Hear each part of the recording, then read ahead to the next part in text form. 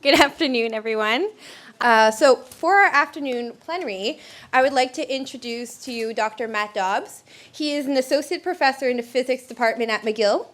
The vast majority of people that are up in front of a classroom have no formal training in education. And that's, one of the favorite topics of new professors. We sit around and talk about how unfair the world is and how, fully a third of our job responsibilities are in a domain that we've never been trained in teaching. But fortunately, since I started by introducing what the most important things are at a university, we have confidence because we've learned how to learn. We have some confidence in our own abilities through our peer interactions and trainings and by participating in a high-performance group in university. And more and more in universities today, there are groups of people who are actually there to professionally help us with these things like the teaching and learning services. But the idea that most new professors have that there isn't specific support and mentorship for them in the classroom is fundamentally wrong. It's just that it's not official. In the same way that you might have had to put together a high-performance team to huddle together and achieve those assignments that were going to take too long for you in undergrad, there's peer groups in the university, the other new professors who can huddle with you to talk about these things, to do the research. And most important, there's really experienced people that are all around you that can help. So I was really surprised. When I showed up, I realized, there's no structure in place to help me teach. And so I was surprised. I thought what I needed someone to guide me through it. I needed someone to hold my hand. And I was fortunate because I was here at McGill, and I did my undergrad at McGill. So I actually have a very intimate knowledge of which professors are really good at teaching me, because I won't pretend that my style of learning is good for everyone else, which professors I really respect in their teaching habits, and which ones I don't. So I knew exactly who I wanted to be like. And there's other ways that you can learn that if you're at a new place. You can ask the students. They're usually the best at evaluating people. And you can figure out who these people are. And in my case, I went down the hall and knocked on one of these people's doors. For me, I chose John Crawford, who's a retired professor now in the Department of Physics. And I said, hey, I want to learn how to teach kind of like you did. And first he said, well, Matt, my teaching style's out of date. There's all this research, blah, blah, blah. You can do all these things much better than I did. And I said, well, yeah, but I would still at least like to be able to teach as well as you did, because you were very influential for me. And to my surprise, he said, great, I'll help you. What do you want to do? So we developed a little system, and I have to admit my system had a couple motivations. One was to teach better. Another was that I needed someone to cover a few lectures while I was going to be traveling, which is a great side effect of this.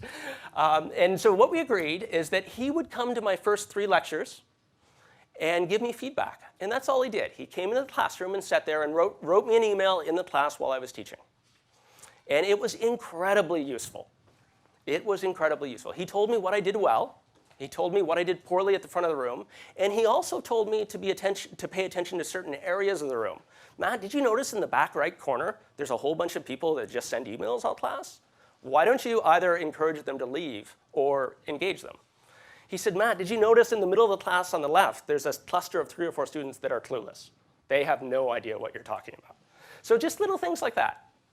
And then after those 3 lectures, he gave 2 lectures in my class that I watched, and I was surprised. He asked me to do the same thing. I sat at the back of the room, and I typed him an email as he taught, and I noted all the things he did well and all the things he did poorly. And he did a lot of things poorly.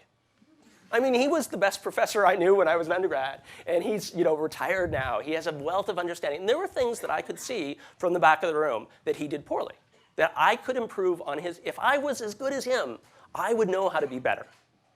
And that surprised me a little bit, that if only I could be as good as him, which I don't pretend to be, I would immediately know which things he can improve to be better. From the back of the room, I could put myself in the shoes of many of the students and figure out what they were having trouble with. From their facial expressions, from not being at the front of the classroom and being nervous about talking and just watching them. And thinking about what I'm hearing, I could figure out how he could teach better. And that surprised me a whole lot. So this was probably the most important training I ever had as a teacher. And I don't claim to be a great teacher or anything like that, but the things I learned most were in that room with John Crawford. The last thing I realized in interacting in this way with John was that John Crawford did not matter whatsoever to the exercise that we just had.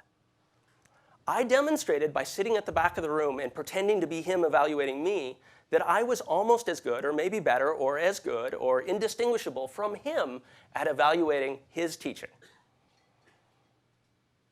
So my little experiment did not depend on having who I thought was the greatest teacher in the room, because most people in the room could give that feedback that I needed.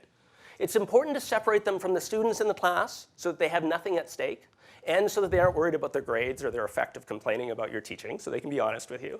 But most people who are quasi-experienced in the subject can sit and watch you and improve your teaching.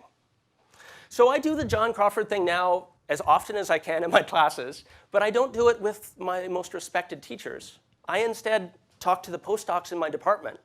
And every once in a while in a class, there will be a postdoc that express interest in getting experience in the classroom.